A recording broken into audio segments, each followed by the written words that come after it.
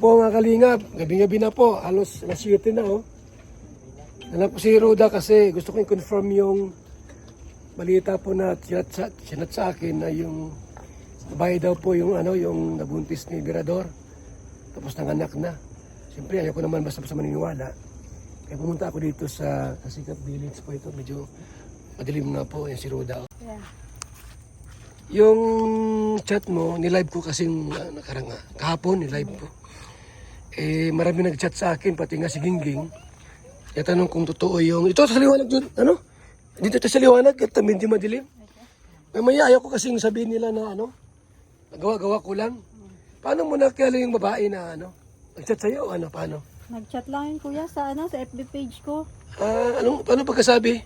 Tinanong lang kung kalingap daw ako. Oh, tapos?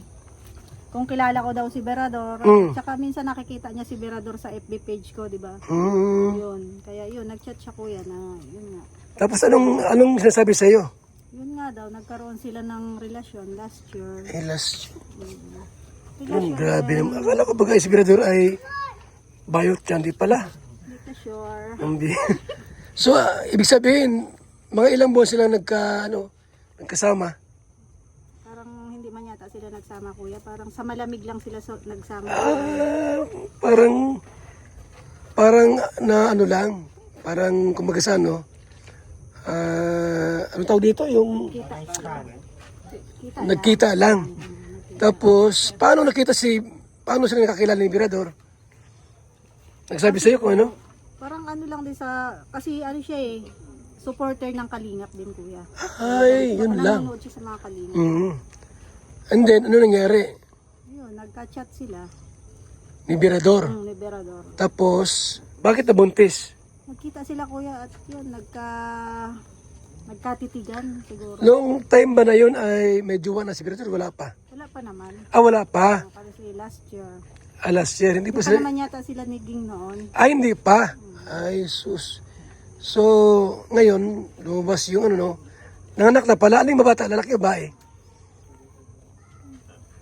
Hindi ko na tanong kuya kung kung lalaki ba yun o babae. Yung anak? Yung anak, So, anong gusto ng babae? Anong plano? Yun nga rin yung tinatanong ko sa kanya pero parang may hihingin yata na support. Ay, nako. Support kay Birador. Panggatas? Panggatas. Mahirap baga ang buhay kuya. May asawa ba yung babae? Wala. May asawa o wala? Sabi meron daw nasa ibang bansa daw. Ay, nako. Sana maunawa ni Gingging. Ano kay Gingging? Anong advice mo kay Gingging? Ano masabi mo kay Gingging? Siguro unawain na lang niya si Birador kuya.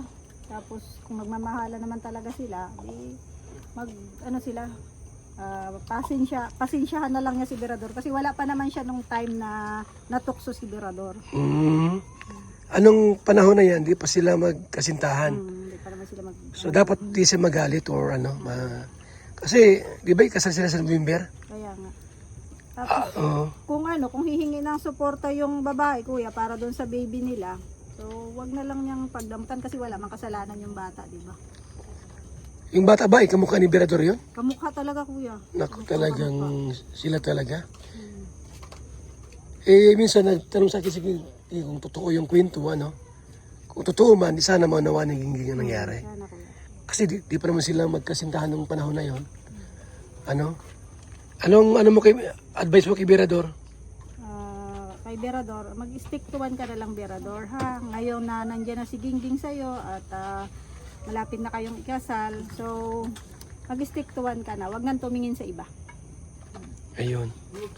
So, salamat Roda. Kung may mga update ka pa sa babae, iano mo sa akin para anong pwedeng gawin natin dito. Message lang kita kuya. Sige, salamat. Dilim na po mga kaibigan, Ako ay nagsadya dito sa Sikap Village. So, yan siya, yung jowa, asawa.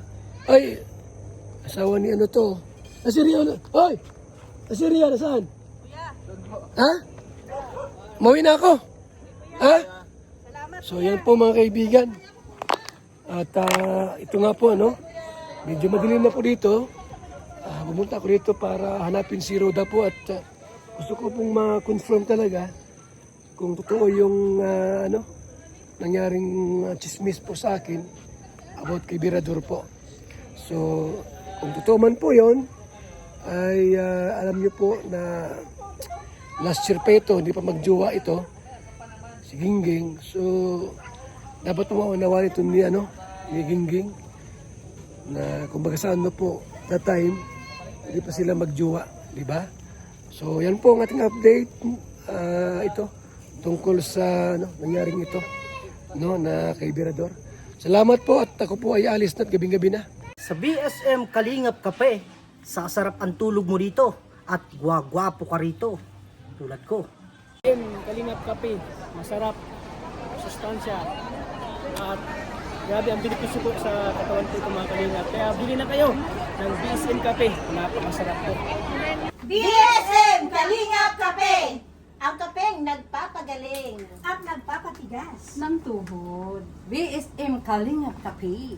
Kaping may puso. BSM Kalingap Kape! Ang kapeng may puso! BSM Kalingap Kape! Nagpapagaling At nagpapatigas. ng tuhod. BSM Kalingap Kape. Kaping may puso. BSM Kalingap Kape! Ang kapeng may puso!